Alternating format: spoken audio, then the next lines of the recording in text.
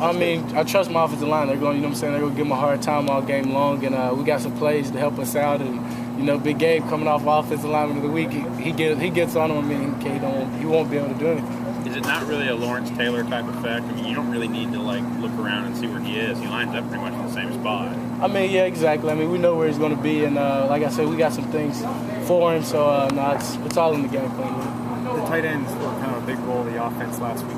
What was different that got them, allowed them, I guess, to contribute offensively? I mean, it's just come all along. I mean, those guys practicing. I guess it's me more getting to those reads. You know what I'm saying? Getting to them, seeing them open, and they made some big plays when it came their way. Were they more the number one than usual this week, or I think it's the number one target, or? No, I wouldn't say that. I wouldn't say there's a certain target each week or anything like that. It's like I said, the plays fell in their hands. Jamie on his caught, run for a touchdown twice in a game now. I mean, you okay if he owns that? Yeah, I mean, he's got it. He's dangerous. I mean, he does the trifecta twice. I mean, maybe he can get it another time. What is it about him that makes him dangerous? He's just shifty. He's quick. I mean, he's a football player. He's like one of those guys that plays backyard football out there, and everybody else is playing organized, and it's his way to play. What have you seen from the South Carolina defense now that you've actually started looking at them in depth? Oh, they're aggressive. They got some big guys out there, and they're going to play us tight, and you know what I'm saying? They're going to try to make us beat them one-on-one with talent. We're ready for the matchup.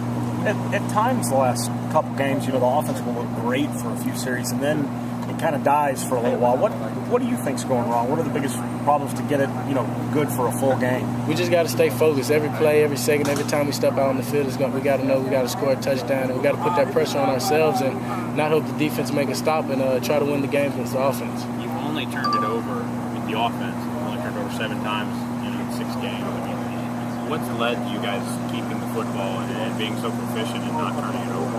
I mean, I think a lot of it has to do with the play calls, and when guys finally get the ball, they don't want it to come out of their hands, you know what I mean? So it's coaches doing a good job putting us in the right plays, and we're trying to take care of the ball. Is there ever a thought, whether it's when you get to the line or when you get a play, okay, if it's not there, the punt's not the worst thing in the world.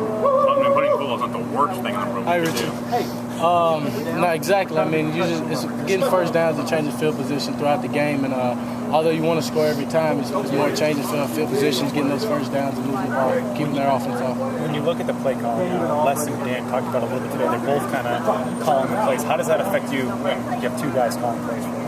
I mean, it doesn't matter who's calling them. They're not calling much of a different game. It's just what they're thinking at that time, or who's got the better play call, I guess. But it doesn't really change no matter who's calling. Do you have any input on the play calling? Like, do you say go back and say, hey, this was working, this isn't working?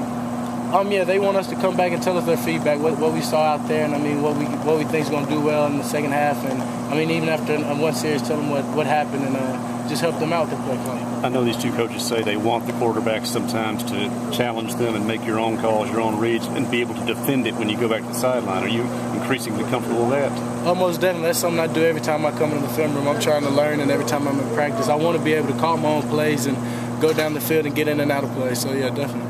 Thank you. I appreciate it.